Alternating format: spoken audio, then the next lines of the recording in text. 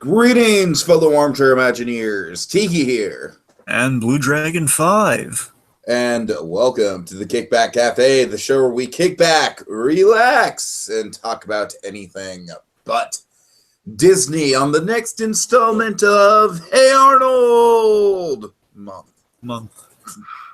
All right, I think we've caught on to that, Dragon. I think that's a good kind of way to go about the Hey Arnold intro. Just the really exclaim the Hey Arnold, and then like the month is just Hey Arnold month. Anyways, all right. So Dragon, today we are talking about what is probably among, if not the most famous episode in Hey Arnold's history. It's definitely a Mount Rushmore in Hey Arnold. We're talking about Parents' Day, which is of course, this is a big event, Dragon, just to get right into my nostalgia for this thing. I remember the hype for this thing was kind of off the charts. Like, this was, Dragon, you and I, we've joked about with this show kind of being almost an embarrassment of riches. What? An embarrassment of riches. Well, yes, but I was going to say, like, we've joked about, we've often made the comparison that Arnold and Helga was kind of like the kid version of Ross and Rachel. And this kind of falls in line with that in a different way, where this was a different kind of like cultural phenomenon on the playground, if you will. You know what I mean? And that's what I remember about this episode, is that we get like those brief glimpses of Arnold's parents in the trailer. We're like, oh my God, they're like an Indiana Jones type. Like, oh, what's it gonna be like? And I just remember there was just like a sufficient amount of advertising for this episode, of sufficient amount of hype, and in the end, what I remember about this episode, Dragon, what we'll talk about, of course, breaking it down, I'm sure, this is goddamn one of the biggest gut punches of an episode in Hey Arnold history, like right up there with the Pigeon Man of it all. You know what I mean? I mean, folks, Tiki's speaking the truth here. He's speaking the kind of the Arnold gospel here, if you will. We have the 3 episodes. Like, we were expecting some sort of big like revelation, like plot twist. You know what I mean? And that's really my nostalgia for this thing is, going in expecting one thing, coming out getting another. And really, it took until like right now, rewatching the episode as an adult, to really get what they were going for with the emotion of it, Dragon. So this is going to be a really interesting conversation to break down. I'm sorry, you were saying? Yeah, so I'm saying, your main 3, probably the biggest emotional gut punches of episodes you have. I mean, honestly, if you really think about it, it's it's Arnold's Christmas, Parents' Day, and Pigeon Man. Those are the 3 biggies in many regards. And it's I mean, there's a reason that when we're making our top 10, again, we kind of excluded Parents' Day. One, it's kind of a vague holiday, which again, all the holiday specials is really strong, but of course, because it ties into. It's unanimously just so highly regarded. That's kind of, we're going into this one kind of the highest pedigree you can have with the Hey Arnold episode is Parents' Day. Sure. So I guess I pretty much mirror the similar nostalgia with Tiki on it. Again, for me, it was just this episode always stuck. This was one of the episodes I revisited most with Arnold. This is one of the most, for me, possibly the most memorable episode of Hey Arnold. Again, Christmas episode notwithstanding, it's probably one of the most memorable episodes of Hey Arnold for me. I mean, there are a lot of good ones, and it has that emotion resonance, and of course, a main sequence we're going to get to later on with Arnold. Just again, the Jim Lang music is always been ingrained in my memory from this episode. This is easily like the most memorable standalone Jim Lang music in any episode, for my money. And interestingly, we pulled it from a different episode, but we played in an entirely different context. We'll get there. So I guess. Well, I guess it's not standalone then. Never mind, folks. I'm just the idiot in the room. No. I mean, it's in a far different context, but still, it's a piece of beauty. All right. Anyway, we'll miniature backstory here, folks. Not a lot here, but I think it's important given the kind of the importance of this episode. So many people may be wondering, why did we wait so long to get an episode about Arnold's parents? What happened to those guys after all? Why wasn't this episode 1? Well, I'll tell you why. So interestingly, this was, you'll notice by the style of this very much looks like kind of, I would argue, Hey Arnold, the show at its peak, which was season 3. Season 3 was just kind of them, I think it's the sweet spot of Hey Arnold, if I'm being honest. And there are a lot of good seasons. And the early seasons are really good for Hey Arnold. I'm just saying, we usually I don't know. Like the rough patches of the early episodes were worked out, but the bizarro quality of some of the, the rare bad episodes of season 4 were, not present.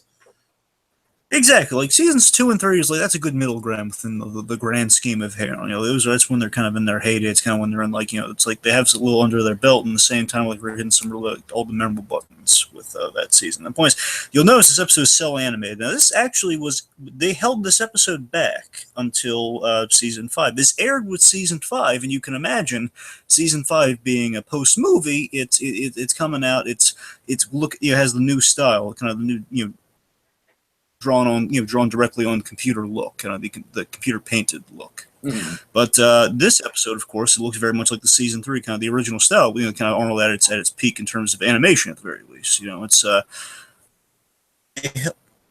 they held over most likely to hype people up for the for the Arnold films that were coming, mainly the Journal episode, I should say. Basically, it was a lead-in for the Journal episode, which would have been a lead-in, of course, for the Jungle movie, which is a big reason why we're here.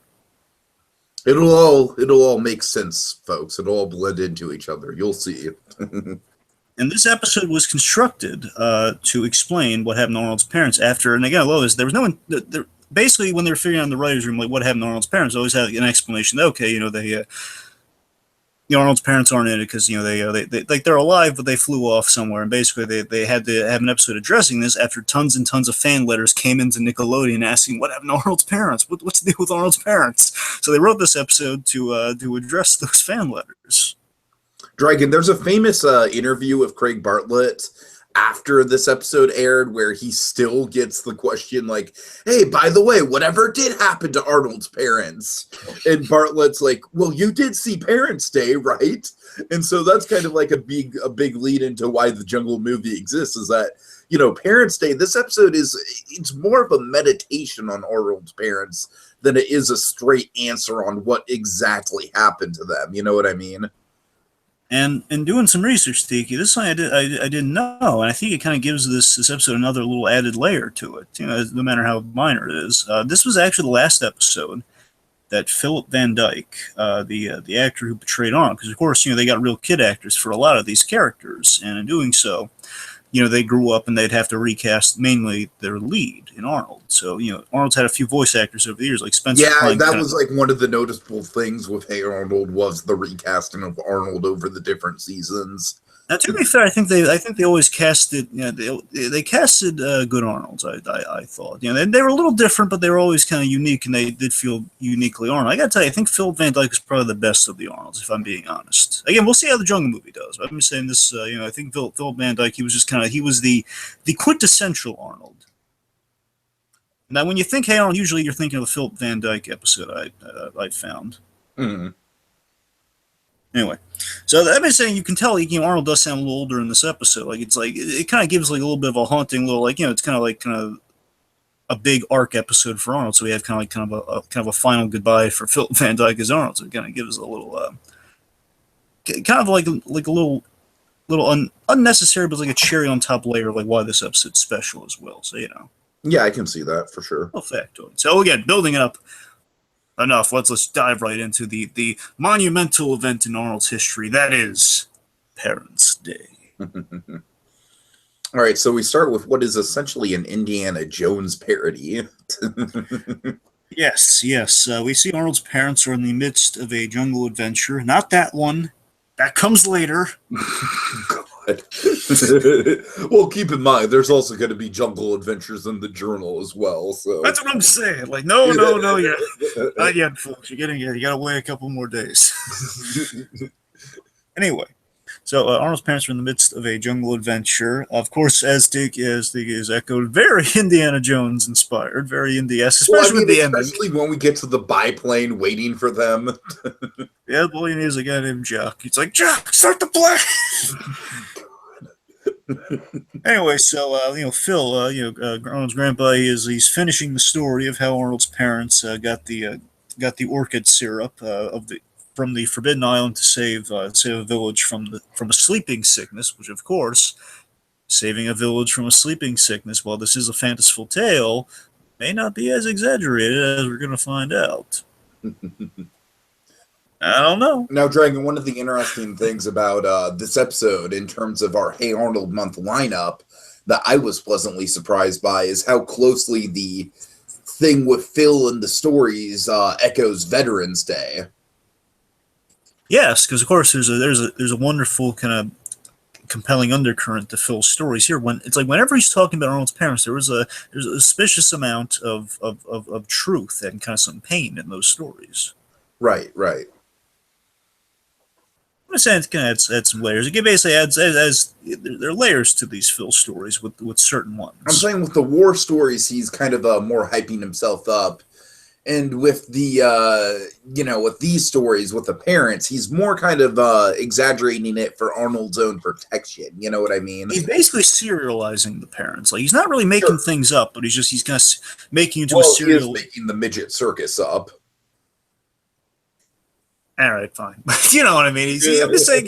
That's what I'm saying. I'm saying like initially they're real characters, but basically he's putting them in all sorts of different serialized adventures. That's what I'm saying. So basically, if Indiana Jones was based on a teacher that George Lucas had and not a dog. I guess. Anyways. If you want to look at it that way, I guess. I do want to look at it that way, gosh darn it. Well, good for you. Anyway. Okay, anyway, so we see Arnold loves his grandpa's stories. Again, he says, what happened? Asking for more, shut man. It was one of the things I always loved about Phil's character. I love that. I always love a good storyteller. That's one of the reasons I love Neil Adams. Neil Adams, he's terrible at writing stories. He's a beautiful artist, and the guy can tell a story like there's no tomorrow. I mean, the more and more I think we break down Hey Arnold, Dragon, I think the more and more we discover that at the heart of Hey Arnold, the blood flow that makes this show tick is, in a word, storytelling. Exactly, and again, it's just one of the great elements of the show, and of course of that character. So after story time, it's the next morning. It's in Arnold's class. What happens?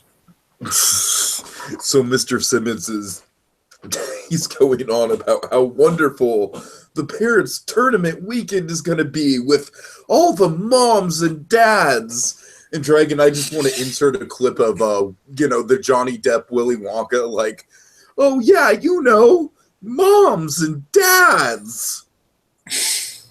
It's a random pull. I gotta tell you, I don't know. It kind of reminded me of like Simmons' delivery. Kind of reminded me of that. I don't know. Moms and dads. All right. Okay. Moving on from that. And then Stinky, of course, is Stinky.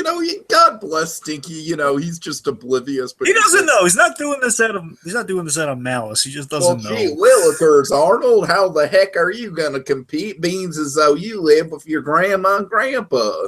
Of course, I love that Gerald's sticking up for Arnold a little here. He's poking Stinky like Stinky. He's like pointing like idiot. He's an orphan idiot. But you know what?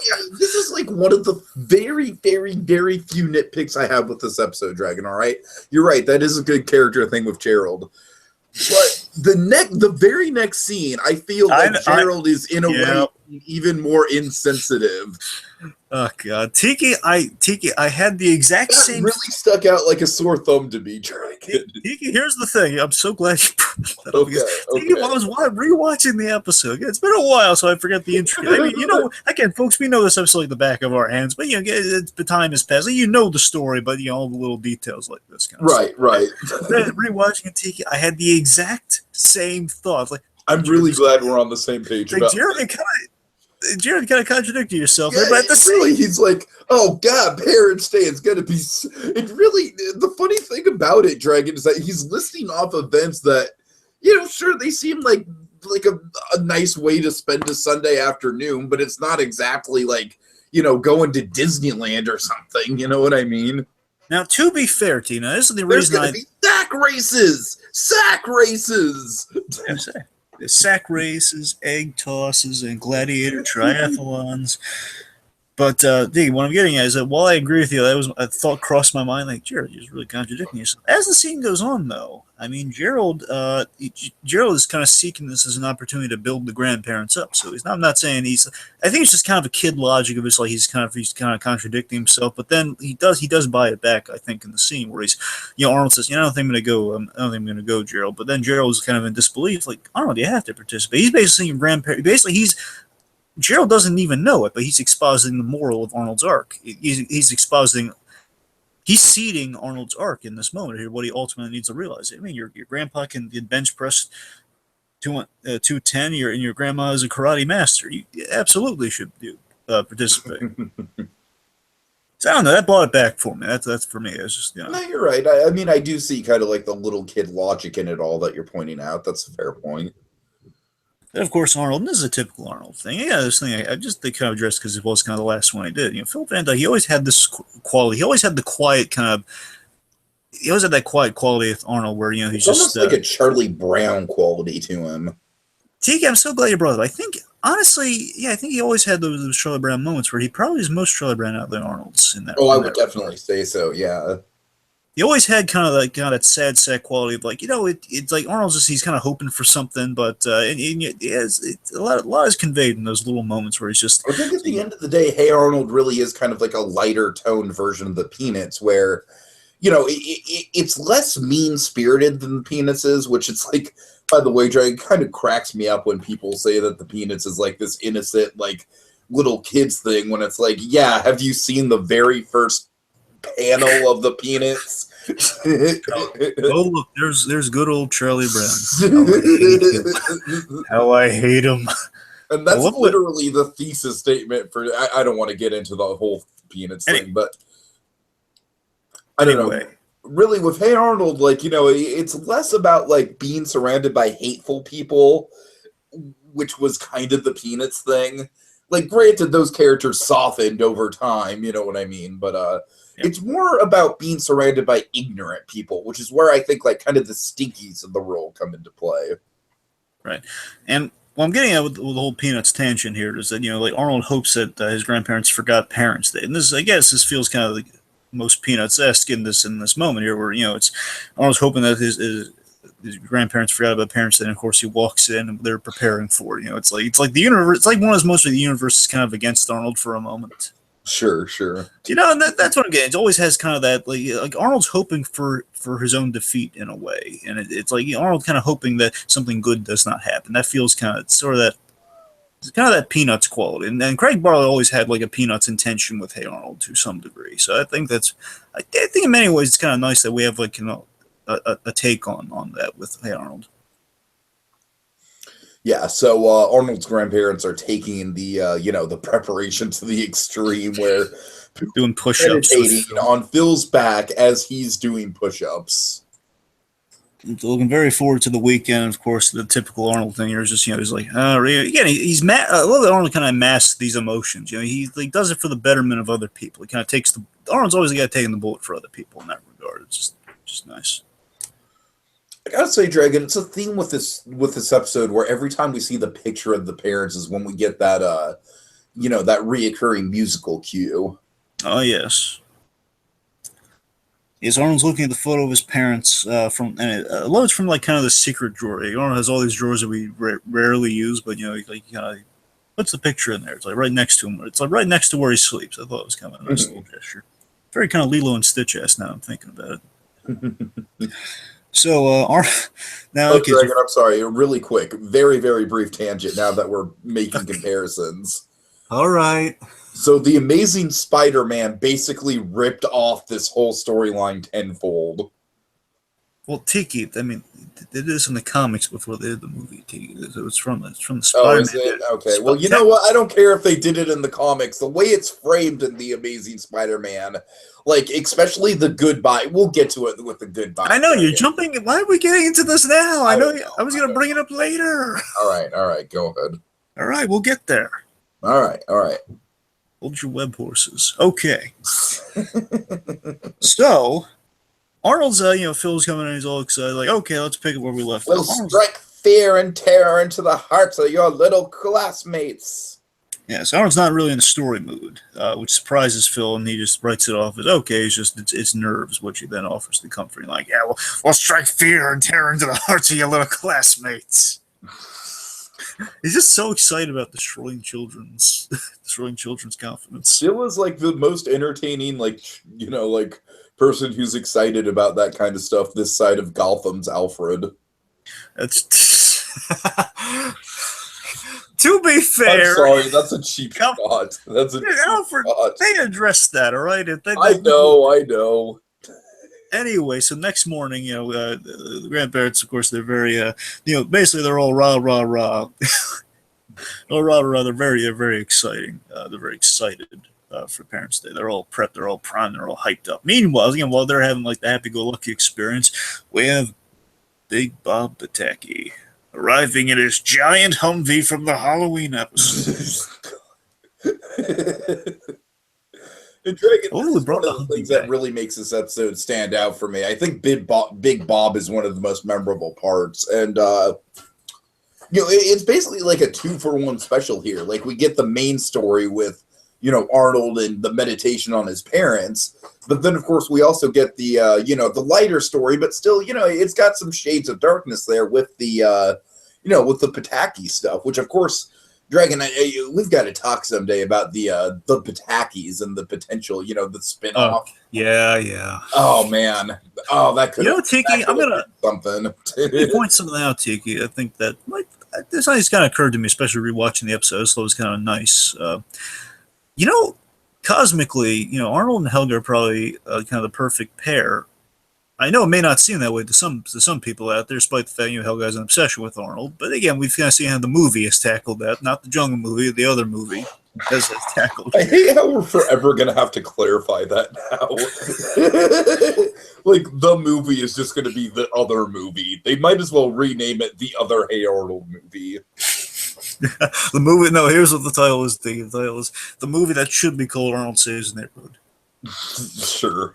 Slap that on a Blu-ray. Okay, but seriously, something that kind of occurs to me. Why, Arnold and Helga are cosmically, they're just kind of such a great pair because Arnold, of course, grew up without parents, and Helga's been alienated by her parents. So they both of course. I mean, we saw that on Helga's on the Couch. That's what I'm saying. I mean, that episode really illuminated there that that's deep down. I'm just saying those two episodes complement each other very well if you play them back to back in that regard. It's kind of occurred to me to watch. Oh yeah, those episodes really go hand in hand. These two people being alienated, and that's what that's why. And potentially they would have a lot in common, but they don't know because they're getting in their own ways. Mainly Helga's getting in her own way, but Sure. So it's a little thought I just kind of had. I just wanted to kind of share with you and the fun people out there.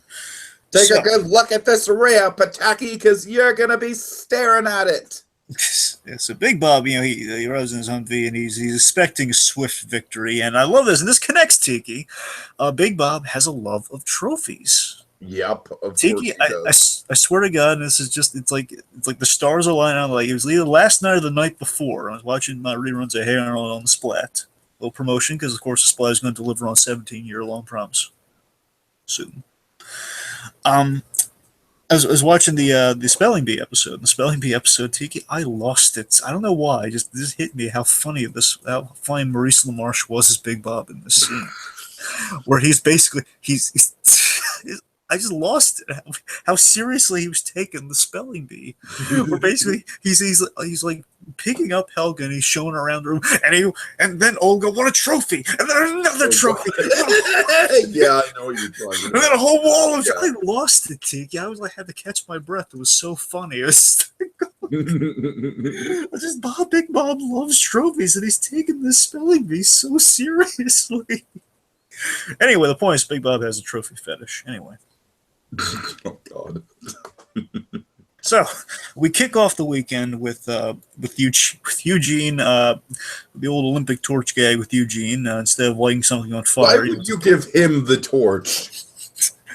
Just Mr. Simmons, he's more than Arnold. He's an optimist. The difference is Arnold has more sense than Mr. Simmons. We've seen this, like during the play and everything. Arnold's like, "Oh no, I'm not going to take part in this play of Romeo and Juliet. I'm mad at this. Simmons don't count." Right. Of course, like he has the optimism of Mr. Simmons, but he has more sense. And Simmons is just like, you know what? I know Eugene's going to feel so special when I give him this torch, and he's gonna run up there, and everyone's gonna clap and cheer. That's just the special thing he needs to get him through life. And of course, man. he's gonna fail miserably. And of course, he trips. I'm okay, and of course, he drops the torch. Thankfully, he's not actually fired. They've at least Mr. Simmons covered himself insurance-wise on that. Mm-hmm. Anyway, so the point is that's a little gag with Eugene dropping the torch. Big Bob, he immediately, Mr. Simmons is basically going into his usual kind of Simmonsy way of like saying, "Hey, Parents' Day, isn't that special?" I don't mean to keep saying special. I keep thinking about the Helga critique. Well, what he's talking about is, everyone's a winner, even though only one lucky family takes home the trophy. And Big Bob instantly turns this into whoever takes home the trophy is the best parent. It's just completely the opposite of what Simmons was laying out there. Ready, Olga? It's Helga, Dad. No, she doesn't correct him this time. She's just in game mode. I kind of noticed that. That is something unique about this episode. Yeah. It's one of those rare opportunities when Helga and her father are really simpatico. That's what I'm saying. Yeah. Until he turns on Arnold. Right. They're all kind of father-daughter buddies. So the sack races begin. Big Bob wins right off the bat. Then we have the pie toss. I love the pie toss. It's just Tiki. Nothing beats the simple laugh of a pie in the face. I don't know what it is. It just works. We have pies being thrown in the face, and we have the ring toss where Phil's dominating the ring toss as you imagine he would. I'll admit on the rewatch they remind me of Goofy movie. Well, extremely Goofy movie, I should say. I think that's purely coincidental, but yeah. It is. I'm just saying it, I was saying, for me, it kind of reminded me, hey, the ring toss. Anyway, so as it turns out, on this first day, Gerald's in third place, Phoebe and Arnold are tied for second, and Helga and her father are in the lead. Father-daughter bonding. And we have big moment, folks. The egg toss relay. Oh, yeah. Oh boy! And we have this funny line from Philly. Remember what it is? Oh, that guy sure likes to see himself talk, huh? This is all these observations of Mr. Simmons from characters. It's always kind of funny. Anyway, so again, we have basically Arnold and his family are very eager. They're kind of like they're having the fun experience. Meanwhile, we have the reflection of that with the Jackies, and walk us through a little bit of that. You better not let me down. I'm taking time off of my busy schedule, and I deserve to win that Best Parent trophy. He's taken time off running my beeper empire. God. I love that. Again, cosmically, this has always been funny. It's the whole every time you rewatch. I'll say it right now. Big Bob is he's on his A game this episode. He really is. He's at his most antagonistic. Just the beeper obsession never gets old, folks. It never gets old. And the fact that he takes it so seriously, and the fact that I think the beeper thing, it's aged. That joke is aged like fine wine, given the context of how technology is developed. It has, and it does make you wonder, though. Do you think Big Bob was complete bluster, or do you think he actually had a really good beeper empire going for a while there? What do you think? Do you think it was honestly, I'd like to think that he did have a great empire going for a while, and then it crashed and burned. That's my headcanon. For me, it always, because again, we saw the big local commercials, the works. You know what I mean? Because I'm just saying, based on those local commercials, when Miriam took over, she had that big beeper commercial, which makes me think, okay, the beeper organization was actually bustling for a while. Right. Anyways, like I said, this is all canon. Anyway, okay, so regardless, the beeper empire, and then I love the irony that bounds this line he has. I deserve that Best Parent trophy. Just he's demanding that he. It's so funny. I deserve the Best Parent trophy. We could just sing the praises of Maurice LaMarche's Big Bob till the cows come home. Anyway, so we have the egg toss goes on. We see Harold, Stinky, Curly, Sid, and Rhonda. They're and Gerald. They're all losing the deals. And here's a detail I never caught before. After the egg toss is going on, but the people who are been out because their egg broke. We see a lot of parents are either ticked off or they're bummed out. If you really look, it's kind of freeze framing. I was looking at the two that stood out to me. Sid's dad is really peeved at Sid. Oh God, and poor Sid. and Gerald's parents look look utterly lethargic. I mean, they're really depressed over You know, losing. I kind of noticed that about Yeah. Martin. I mean, I think that's just because like I'm kind of zeroing in on Martin Johansson after Parents' Day, but I did notice that he seems rather lethargic in his screen time this episode. I know, it's like, and the mother too, Mrs. Yeah, Johansson. yeah. She's also really, she's sitting down. It's like I can't stand. I'm so bummed out right now. It's like Right, they I don't know. I hate to say it, but I kind of feel like there's a neglectful parenting storyline brewing just beneath the surface of Sid somehow. with Sid. Yeah, with Sid. Huh. Anyways. Yeah. Well, yeah, he's never home when we go to Sid's room, so that makes sense. Yeah, That's what I'm saying. That's what I'm saying. It's like it's just below the surface. We've only seen Sid's dad twice, aside from just like honestly, it's really once. He had one episode. He was in all the dads episode, and beyond that, he's just been like a background character like this one. Right. All right, so Sid neglect aside. Arnold, of course, pulls the famous hat catch when he catches the egg in his hat. Yay, Arnold! Hooray! That's cool. Helga, of course, is kind of enamored with Arnold for a moment. Classic, like, oh, Arnold, my love, I'm going to crush him. Yeah, especially if she then kind of follows it with a rant, kind of egging him on, no pun intended. Okay, Dragon, I remember that dichotomy with Helga, the whole, like, how I love him, how I hate him. Like, that was really the thing that this show was sold on from the marketing from the very beginning. Mm-hmm. I don't know. Yeah, I don't know. I'm just randomly making that you're observation. Right. You're not wrong. That's factually accurate. You got it. Anyways, so basically, while Helga's kind of taking her eye off the egg, if you will, she is egged in the face. And here we get the most famous line of the episode, Dragon. I take what you do is the honors and deliver with all the LaMarche goodness. So Big Bob's off to the side, scolding Helga, and this beauty of a line comes out. I mean, it's cutting, Dragon, but for some reason it's also somewhat funny at the same time. We're not going to let some orphan boy and his ancestors win this whole parent thing. And oh god, it's like the echo of shock. It still felt, I think. It's like Arnold freezes in his tracks, and then Helga, while she's being put up a lot of bluster, she says, "Dad," she's. Again, like she has, even she in her kind of her defense of like not looking like she cares for Arnold, she has to call that out because that's like Big Bob took a step too far on that one. I would definitely say that's the most villainous moment, like most human villain moment that Big Bob's ever had in the whole show. Wouldn't you say? That's the thing, folks. As much as we love Big Bob as a character, he can cross that villain line at times. Sometimes he's been in the position of antagonist, just like he's like infringing on what the kids want usually. But in this case, he really. It's one of the most villainous we've ever made Big Bob. Just happens like a really mean-spirited line, which of course brings up the comeuppance of Big Bob later on. It's like it's such a callous line. Of course, the fun continuity is that it is like probably single-handedly, I mean, at least for me, anyways, the most memorable moment of the episode. I don't know for other people because, of course, like all the parent stuff is also very memorable, but. Just the way it's delivered, you know what I mean? The way it's like Big Bob is like, he's always kind of, as you said, always this antagonistic sort of person. And for kind of like his cartoon villainy to kind of cross over into sort of like real world, like, oh man, that's a really cutting thing that you might hear a jerk of a parent say at something like this. I mean, again, I'm going to make this relevant, but I'm going to sew it in with a tangent here. Again, the reference a Goofy movie. It takes that very memorable scene from a Goofy movie, the hot tub scene. Yep. And it takes that serious moment. It takes that very serious moment. My kid respects me, Goof. And essentially, in many respects, if you really think about it, Pete is like Bob is very much the Pete of this show. Absolutely, without a doubt.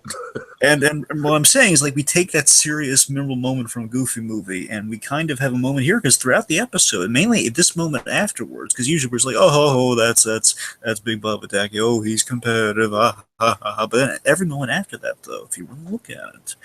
Big Bob, he is really dour and intense in this episode. He's really laying on. He's riding Helga more intensely than he has before, and it's not just like over the top funny. It's like it's kind of scary. It's really sad if you look at it, kind of how Yeah, he's I mean, treating like I Helga. said, it very much like under the surface of this episode. Sure, we have all the emotional stuff with Arnold's parents, but we do have a very relevant B story with the whole Pataki clan. Like, we're going to see Big Bob mistreating Miriam in the same episode. You know what I mean? That's what I'm saying. I mean, we really show, again, as much as we laugh at Big Bob, I love that we show Tiki. It makes the episode's title even more relevant because, again, it's Parents Day. It's not called Arnold's Parents. It's not called The Missing Parents. It's called Parents Day because it's looking at all different kinds of families. In this case, of course, the alternative family that Arnold has, as well as the missing family that is, with the parents, but of course, a unhealthy family with the Patakis. Mm. So again, folks, God, how I wish that freaking so much missed potential with the Patakis. Maybe I don't know. Who knows, Dragon? Maybe the Splat will resurrect it one day. Who knows? There are rumors going on about how well the Jungle movie performs. So never say never. I don't know. Now we can't say never with the Nickelodeon shows. Right.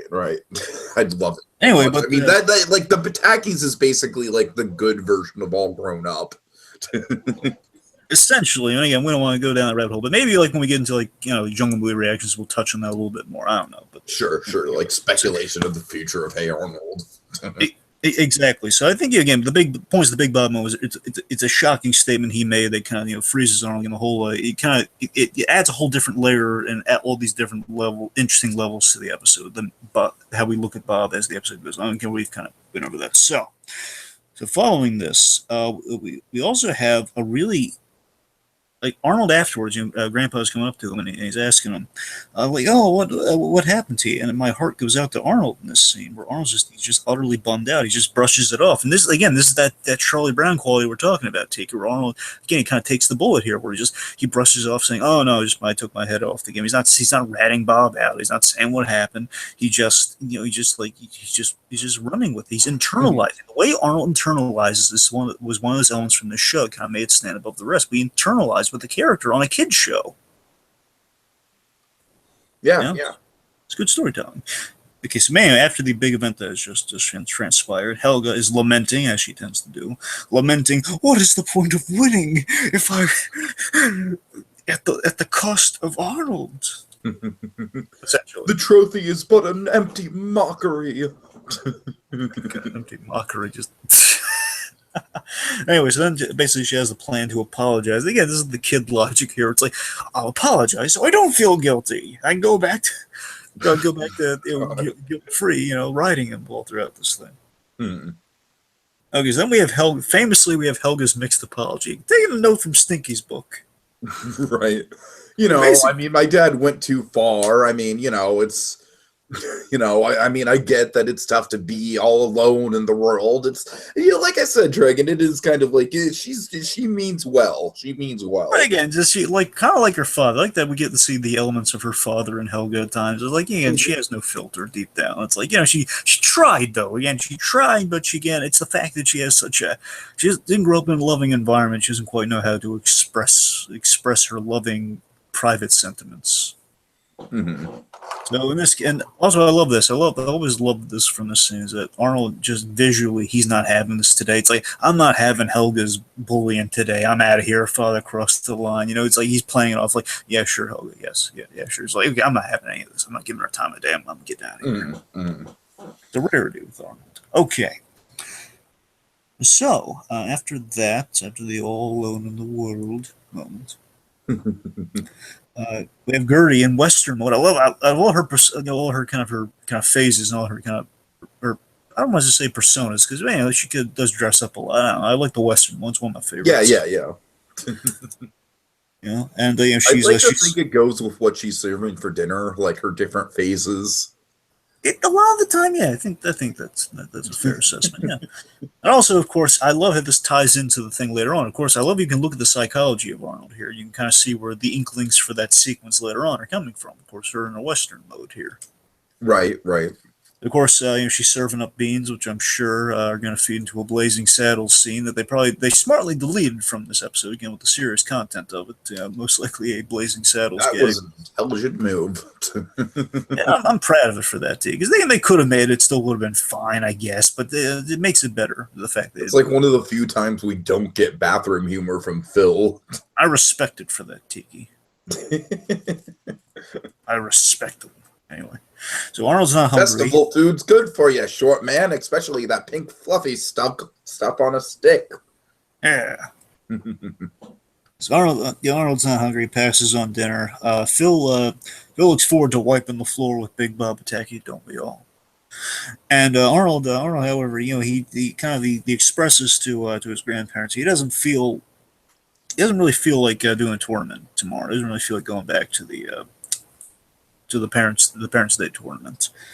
And of course, Phil has this great line about, "Oh, I'm sensing another oh so wonderful." Again, he's not saying "oh so wonderful." Like, "Oh, I'm sensing another boyhood problem." Fess up, short man. Oh, so illuminating painful boyhood problem. There we go. That's the one. Now we have the big moment here. Take him through. Tell the folks at home. What does Arnold say? Yeah, well, I mean, basically, he's talking about, he just kind of brings up the parents. Yeah. Arnold's not sure that he belongs there without his parents.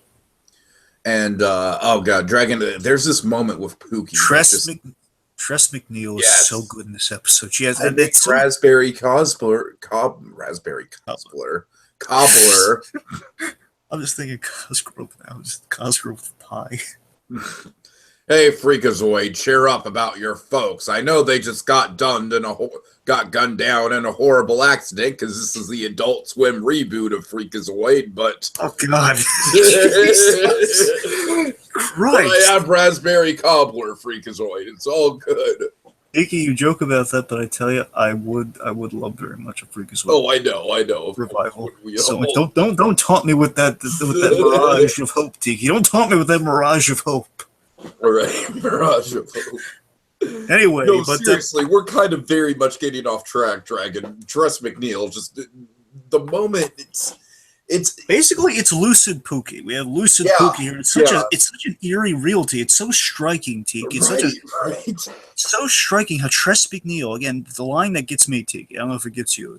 I'm assuming it does. Is that when Phil's in a place where usually he can figure out the boy, he can help him out, and just Phil's not sure what to do because he can't just kind of do a comedic kind of spin on it in this case. He can't just kind of perk him up or kind of lead him into kind of a.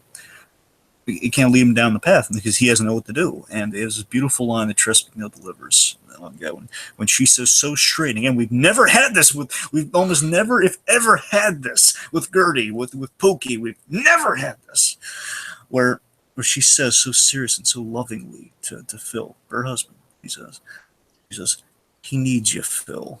You should go talk to him." It's like, oh my God, that really gets me. Just that line, "He needs you, Phil." It's such a beautiful line. Mm-hmm.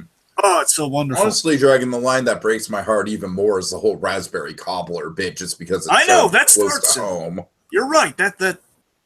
But no, I mean, both the lines are great. Well, do I want to know the significance of the cobbler? What? He said, I'm sorry, it sounded like you had like a personal history with raspberry cobbler. No, I'm just saying, just it's just very real world. It's something a grandma would say to try and comfort a grandkid. You know what I mean? Okay, I got you. Yeah, I absolutely agree with you there. Yes. Anyways. Though Tiki might have had layers there for a second, but we're good. Might have explained the pie love with James Franco, but anyway. If anything, I have too many layers, Dragon. Too many layers of pie. Anyway. So, Phil... Phil figured, again, Dan Castellaneta is also really, as much as we're hyping Tress McNeil, and she's great. Dan Castellaneta is also really good in this, like a vulnerable scene with Phil. Because Phil is rarely vulnerable. Usually he's comedically vulnerable. In this case, he's actually vulnerable. He's playing the drama of Grandpa very well here. Start us off. Yeah, let's see. So, he's trying to list through all the stories, the fire ants or the circus, but he's plumb out of good stories. And Arnold, he's just insisting he wants to, and this is what I would say specifically, Dragon, that really ties into the Veterans Day of it all is that Arnold, he wants to know the truth, Exactly. So boy, oh boy, he wants the real story. And I love this. I love that. I love that Phil's asking the real story. Are you sure? I love he's asking, are you sure? Because he knows the story. It's so beautiful because Phil knows the story does not have a happy ending. And it's like the other stories have like an uplifting thing or like kind of like a serialized to be continued element. This case, like, no, the story has a bad ending. I think, and he knows Arnold knows this, and it's just like it's going to be an unhappy experience again. This is like kind of the grandpa territory that Phil has never wanted. Phil always distracts with his humor in that regard. Always distracts with kind of being the fun grandpa. He never wants to reach these real moments. He's always tried. Tiki, if you look at it this way, he's tried to spare this poor kid the pain of having been separated from his parents, and he's always been trying to keep. Oh yeah, I mean that in itself has been like this man's full-time job for the course of the series. Yes. Basically been the Alfredian task of Phil. The Alfredian. I don't know. I think I just might have coined that. What do you think? You like it? Yeah, I think we can workshop it. All right, fine. A little kind of proud of myself from with Alfredian, but okay. Anyway, still, it's a monumental task. It's a monumental kind of guardian task for Alfred. All right, so he starts off the story. Your father was a scientist and a doctor, and he was on a hiking expedition looking for a rare tropical plant. But then Dr. Ironclaw, with his evil plot to overtake the entire world. Then, of course, Arnold reels him in. Like I said, Dragon, I hate to keep bringing it up, but very much Veterans Day-esque. Yeah. And then it was Hitler, and I gave him a wedgie. Yeah. Giving Hitler a wedgie. Oh, yeah, anyway. So Hitler wedgies aside. Yeah. We have Eduardo, and Eduardo points out that basically Miles, and we don't have their names here yet, but I'm just saying we know them from the journal episode. We know what the names are. It's Miles and Stella. So it's like I figured we should name them. You're gonna have to kind of refresh me on that. I mean, I know now. I just didn't have it in my notes. So if I blank, Arnold's dad, Miles, Arnold's mother, Stella, and their friend Eduardo. Those are the trio. There's the triumphant. Anyway, so Arnold's father very much is a romantic. He's kind of looking at the clouds, and again, this fits into. I love that we can see Arnold's qualities, and of course, it's like the first episode to really do that world building. So I think it's important that we see. We see. You can very much look at the foot. Let me look at the photo in front of you, folks. You can very much see kind of where Arnold's getting a lot of his qualities from. You get kind of the smile, the wide-eyed, the yellow hair, and of course, the football-shaped head from his mother. Of course, you're getting like a lot of physical features there. You also get a lot of character. Kind of the imagination of Arnold comes very much from his father, and kind of the subdued quality comes from the mother. Mm-hmm. Anyway, so basically he's looking at the clouds, he's seeing a sailboat. He says, you, my friend, are such a romantic. I always love this, Tiki. Speaking of the Arnold qualities that we get to see, and we'll expand upon this more on the journal. But even in this episode, Tiki, it always seemed to me Eduardo and Miles were always kind of like they were kind of like a different generation of Arnold and Gerald. Yeah, I really like Eduardo. I'm excited to talk more about him in the journal. I know I love Eduardo too. I'm completely there. I'm with you there. I just love the fact that we have kind of an Arnold. I'm excited that he's our link to the Jungle movie. Obviously, I can't wait to see Arnold interact with Eduardo. Right, I'm so excited for that. Anyways, we're getting off track. My point is, I just like kind of a really close 1 week away. The point is, it's a close friendship akin to kind of Arnold and Gerald. I like it's kind of built into the DNA of Arnold finding a friend like that. So it says, oh yeah, it's like you're a bold kid, Arnold. You're a bold kid. In this case, it's like, oh, you're such a romantic, my friend. The women must love you. So of course, he hears a woman very like-minded, kind of commenting on the cloud, looking like a sailboat, and then he trying to play it all smooth. We're gonna find definitely in the journal that Miles is very clumsy. Mm-hmm. And anyway, he falls, and she patches him up, and of course, Eduardo's gonna roll in his eyes like, oh boy, he's a lover boy here. Anyway, so basically, he quite literally falls for Stella, and they bond over time. But then they're back on their way. And we have one of my favorite moments because I love my Eduardo stuff. We love our Eduardo stuff here. I love Miles saving Eduardo from the rock slide. I've always loved that from this episode. I really have, just in that flashback. Well, it kind of shows that this guy, he might not be Indiana Jones, but he did have some heroic qualities to him. Yeah. So basically, after the rocks, Miles awakens and still is nursing him back to health, and very much so they're falling in love. Much to Eduardo's eye roll, like, oh boy, I should have figured.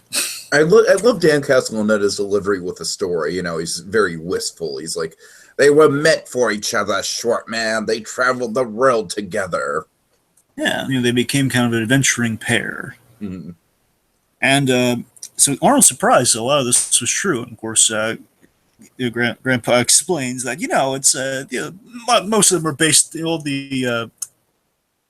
based on my own experiences. Of course, building himself up, which is always kind of funny. Now I really want to see the midget circus episode of Phil's wartime days.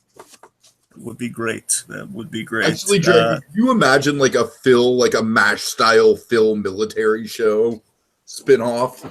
I don't know if everyone else would watch it. I would watch it. Oh, I would watch the crap out of that. I'm not even a MASH fan, but I would watch that, Tiki. I'm not really a big MASH fan either. I respect MASH. I'm not a huge fan of MASH, but anyways. I still never really, again, I have to really watch it from start to finish. I don't really get the whole chicken plot twist. I don't understand why they're not doing that. I like the movie more than the show. I respect the movie more anyways. Anyway, so... Yeah, so Phil has this great gag. There's like a nice line to explain. Like, I kept exaggerating. Oh, short man, you kept asking me for bedtime stories. There was a lot of bedtime stories, and I didn't have a lot of material to work with. I had to stretch it. So Arnold kind of makes peace with the fact he was always kind of extrapolated. Mm-hmm. Anyway, so following that, then here we go. So we have the day in the park. It's that darn day in the park, Tiki. Like, oh god, it's like kind of like that series of unfortunate events commentary where you would Lemony Snicket saying, "Don't go to the beach, don't go away." Right. Like he just recognized, like, oh boy, bad stuff's coming here. It's like you get that feeling in the pit of your stomach, like, oh no, not the day in the park, anything but the day in the park. Or Eduardo, he emerges from the shade of the trees and he's begging Miles and Stella to come out of retirement one last time to cure a disease that's hitting a village, which of course later on we're going to find us with the green-eyed people. But, of course. Anyway, they know at the time. So basically, cure disease hitting some familiar villages, and he begs him for the sake of the children. Of course, I love that line and how we focus on Arnold kind of wistfully playing with the map. Mm-hmm. Mm-hmm. And we have the Spider-Man backstory. Yeah, come on, tell me, Dragon. Look, I understand it's in the comics, but tell me visually, they didn't just rip this straight out of Amazing Spider-Man, or Amazing Spider-Man didn't just rip this straight out of Hey Arnold. Tiki, I will set the record straight and let you know this. All right? Again, initially, old Peter Parker abandoned with his aunt and uncle. Very similar circumstance, of course, was done first. However, I would hope this, Tiki. I would hope that when Amazing Spider-Man came around, when they needed to actually commit that scene to film, I would hope, because it looks so darn similar, they looked at another identical circumstance in Hey Arnold. And they pulled from that episode to basically put that in the movie. I want to say they drew influence for that scene, Amazing Spider-Man, from Parents' Day. And of course, this is far and away the better scene. It is. That's what I'm saying. I want to say they directly captured again, because it is so darn. It's so funny. Again, they're pulling from Spider-Man, then Spider-Man hopefully will be pulling from Hey Arnold. I think it's. I would like to think that, because again, it's so similar, and again, you're definitely going for something like this scene from Parents. This is like so impactful, so darn powerful. Could be completely coincidental, but in my AM folks, fingers crossed. Like, come on, Hey Arnold's a popular show. Maybe they'll. God, right. Hey Arnold, trying to return the favor they pulled from us. We're gonna pull from them. Anyway, so it's tragic. Headcanon. Yeah, it's headcanon, but oh boy, I mean, it's such a good scene here. When it's a tragic scene where, Phil, and I love how sad Phil, and I don't make that sound negatively. I don't mean I love how sad. I love the emotion in this scene where you see Phil and Larry. They're bummed out about this too. Where Stella saying goodbye to Arnold is still that's the almost brings a tear to the eye. It's like, oh man, that's sad. Just Stella, and they're promising they're going to see Arnold next week, but before they fly away. They're going to take him to the park again with the park in the show. Not the park. It's like that. It's like from Wolverine the X-Men. It's like the bench of sadness from Wolverine the X-Men. They always go with that bench that Oh makes everyone God. sad. Anyway, so they leave. Of course, they promise to be back like in a week or so, and they're flying off and they're looking at that picture of Arnold flying to the clouds, never to be seen from again. And then I love how matter-of-fact Phil is about this. It's like, he just says straight up, it's like they never came back. Their plane was never found. And of course, Arnold infusing a little bit of optimism, saying, "Well, the plane was never found," which means they could be out there. And it says, "Well, yeah, but it's have a movie where we go and find them, Grandpa."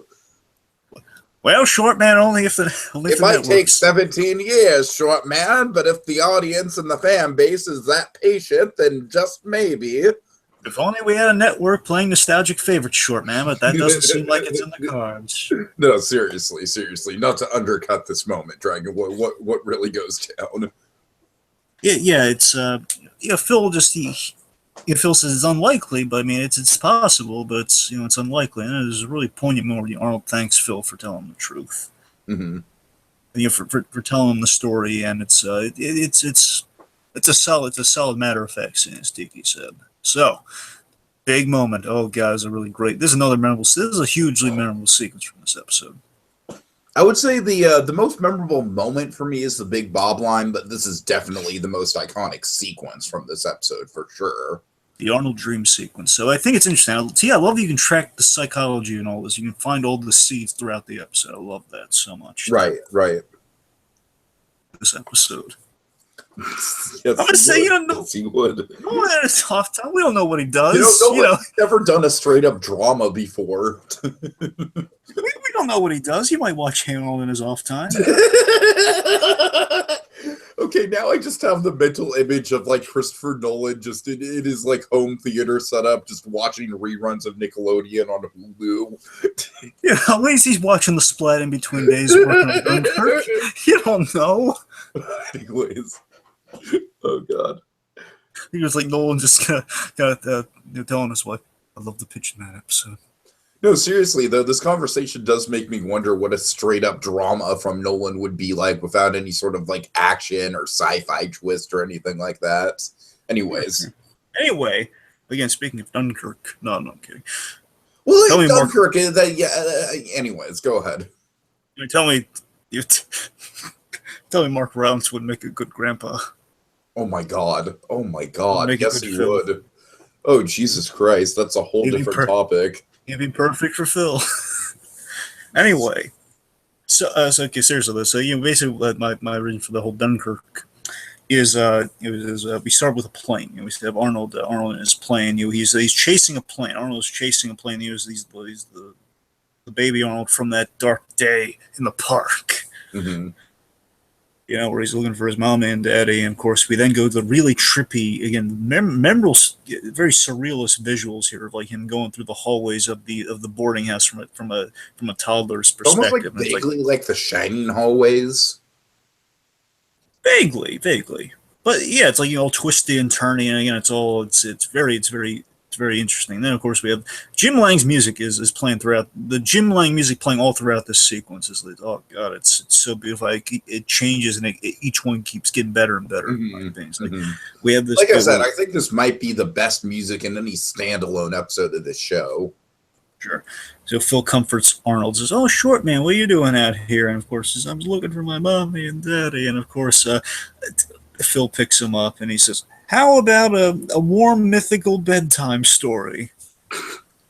I gotta tell you, because he said warm and mythical, that implies all the stories. He always had a disclaimer with those stories. In the very beginning, warm and mythical. I'd like to think that this scene is kind of like the origin of Phil's storytelling with Arnold. I would like to think that too. He gives you like a little disclaimer, like, "Hey, not all going to be real, kid. Not all going to be real." Right. I know you don't remember because you were very young, but I'm just saying, I said mythical. You track.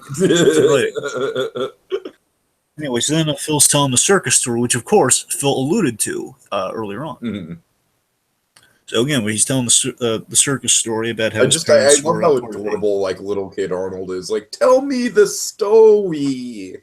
So darn cute it hurts. God, this kid's cuteness is killing me. He's too cute. Anyway, so basically, his parents were acrobats in a Peking midget circus. Mm-hmm. And I love this too. I love the logic here. Basically, Mozambique. Basically, the parents had training, and this kind of makes sense. I would believe this honestly. The parents, the fact that they would become good acrobats because of their all the bridges they crossed in Mozambique and be able to kind of walk a tightrope like that. Right. I get by it. So then, of course, Arnold's falling, and I got to tell you, Tiki, I got a kind of a trippy personal thing with this moment here.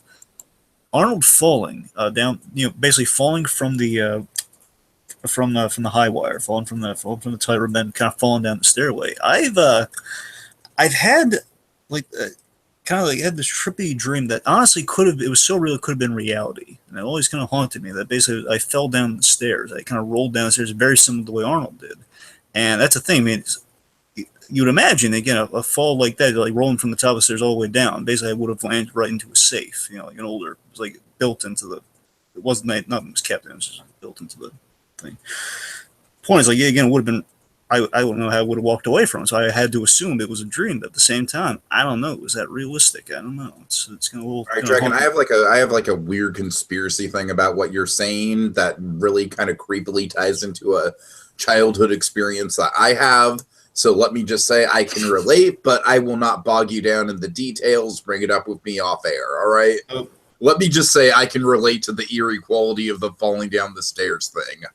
Well, yeah, that's the gist of what I'm getting at. I You literally just gave me chills right there, Dragon. I'm kind of creeped out. Anyways, what? That's why I'm just again, folks. I'm just saying it's kind of trippy. It's like a vague personal. It's like the dream fear of falling type thing. It's kind of ties in that trippy kind of sense of falling, which of course we've kind of seen teased with Inception, the kick of it all there. So I'm just saying, we've kind of had. I like that there's some vague dream logic in it. That's what I'm getting at with my little personal tangent. Anyway. Back on point. So Arnold's falling, and then he is caught by Grandma. And this is the music that we use a cue, and I love this. I love how Jim Lang did this, Tiki. It's so wonderful. He used a cue from an episode where Grandma and Arnold bonded. It was from the List episode when they're playing the piano on the roof. You remember that? Of course, yeah. And basically, the song that she is playing has been, again, it was a song with lyrics and everything, and it was turned into kind of this, into a much more kind of. Again, they kind of amped it up to make it more. Never freaking guessed that. They amped it up to make it more personal and kind of like dreamlike and like the da da da da da da da. Make it all. God! Oh, so they took that music and they kind of stripped out and they turned it something. You're even blowing better. my mind here, Dragon. Right? I mean, how great is that? Wow. And again, basically that music again, and it's so great to you. That music starts off as a western when it's like the dun dun dun dun dun. It's slowly easing in there as a western, as like she's in cowpoke mode, kind of like basically cheering Arnold up and giving him a piggyback ride essentially as a horse, which then transforms into Arnold in the middle of a western riding an actual horse, again dream logic. And then we turn that kind of that western version of the theme, and then we turn into the whole that da da da da da da, the big old whimsical take on the music as Arnold is flying in the plane. We have kind of like the attaboy Clarence mentality through this whole thing, where it's like want to say that's the way to do it, Arnold, up into the wild blue yonder. It's so. I love Castellaneta's delivery of that. And that's what I'm saying to you. For me, honestly, if I had to pick one thing from the episode, for me, I don't know, the Big Bob line I know is a huge moment, but for me, it's always that moment, always that music cue playing. And for good reason, sure. It's that followed by Phil saying, that's it, Arnold, up to the blue yonder. That's for me. That's the big moment. That's the big takeaway for me with this episode. Mm-hmm. Anyways, it's the next morning. Starts off. All right, so let's see. So first of all, we get some humor with Phil complaining about the runny oatmeal, which is actually miso soup. Yeah, and Arnold comes in. He's had some interesting dreams. And then I love Phil is so good in this scene because he's not forcing. He's telling Pookie look, I don't know if Arnold's going to be into it. And so basically saying, he's being nice and neutral. That so Arnold, what are you thinking about doing today? Again, because before they've been like, oh yeah, we can't wait to kick Big Bob's butt. But in this case, in this case, it's like, Arnold, whatever you want to do today, again, he's just playing it really all calm and cool, and Arnold's game for it, because I love the logic here. He's reminded from that dream ticket. It makes it all relative, literally. makes it all relative. Where he realizes in that dream that Phil and Gertie were there for him when he needed them, where he needed parents in that dream, and that's kind of his sparked his arc of like I realize you guys, you are my parents. Essentially, without saying it that directly, like, you guys are my parents. So I'm down. I'm down. Fighting in the trenches will give him heck. Of course, Pookie breaks the table, but falls into Phil's arms. So it's all good. Hooray! Okay. So after that triumphant speech, Bob is on a mission for the trophy. I'm gonna win that trophy, or my name's not Big Bob Pataki. Yeah, it's actually Bruce Banner. God. The Harold movie references. Oh man.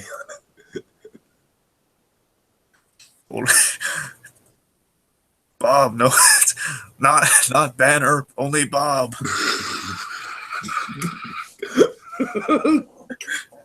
Anyway,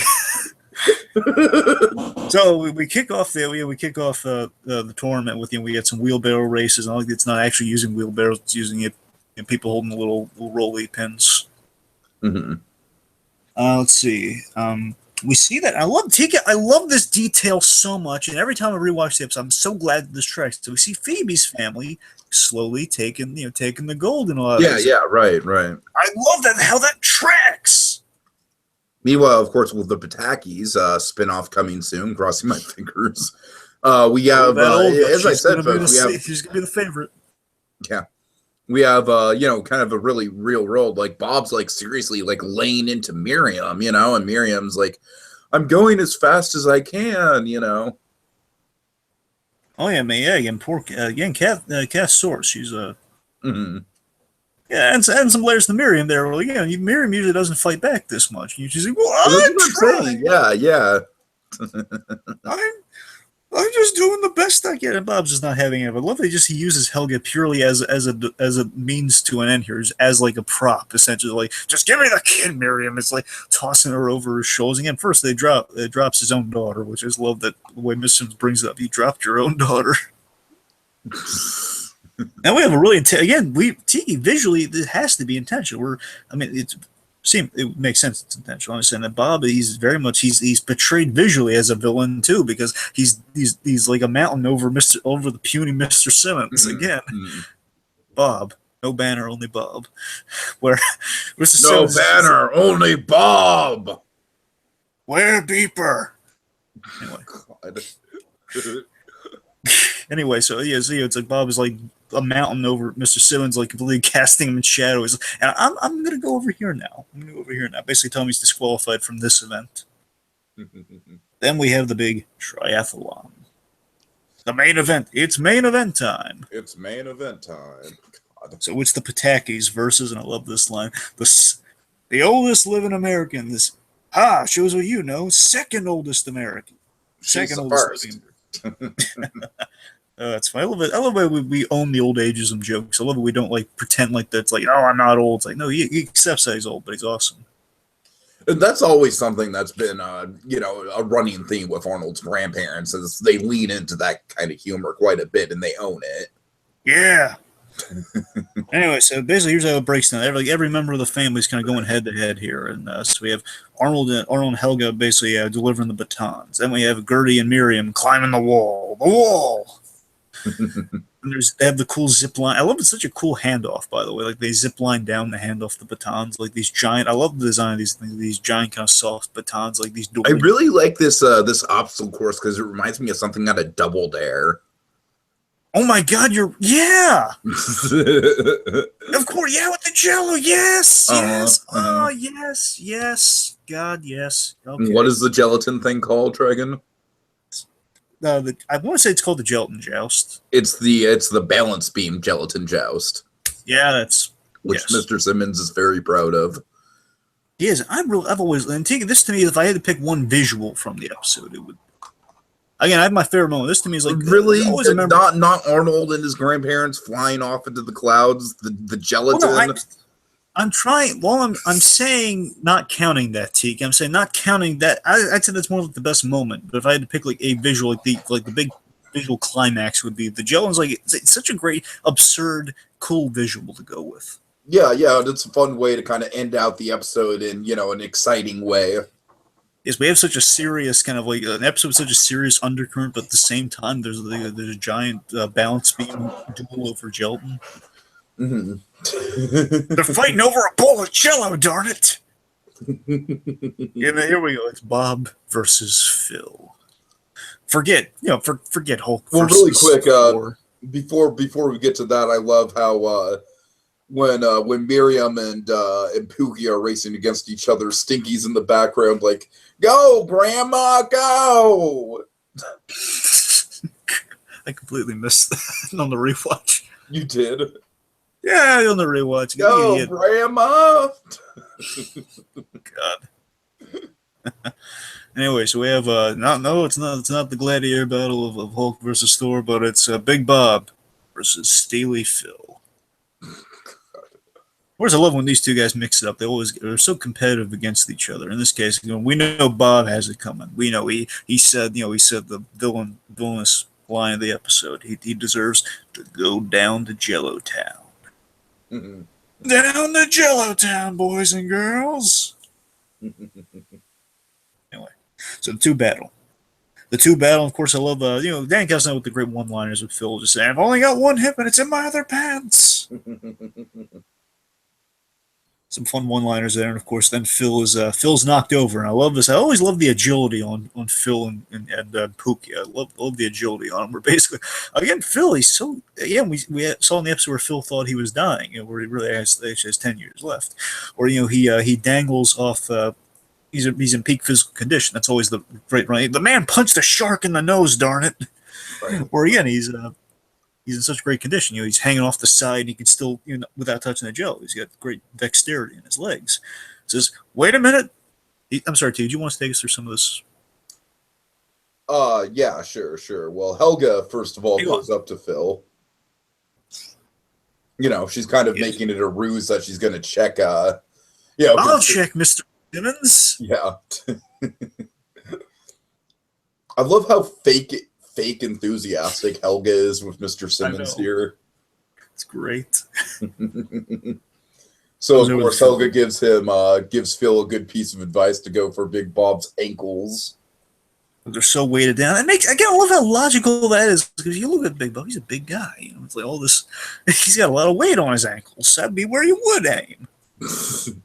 And then again, I love the delivery here. Like Helga's like, "Well, what do you know? He's still in the clear." Oh God! Like she's just pretending to be invested in it. She's great. Anyway, so then we have Phil doing this great. I love every time I watch these. It's so simple but so exciting. I love Phil does this Errol Flynn leap from hanging there. Like he doesn't need help getting up. He just get up on his own. And he was like whoosh. An Errol Flynn leap back on the balance beam. Then Phil sweeps the leg instantly, which is awesome. And then Big Bob's on one leg, and he says, "Wait, did I hear a beeper go off?" Of course, it's the Shreks. Big Bob gets the other ankle, and boom! It's dessert time. He's down. He's swimming in the big red, folks. He's swimming in it. Yep. Victory. As you said, Dragon, kind of low-key throughout the episode, Phoebe's family has been accumulating points. So at the end of the day, of course, I think this is the only way this episode could have played out is for the Rocky thing. Yeah, exactly.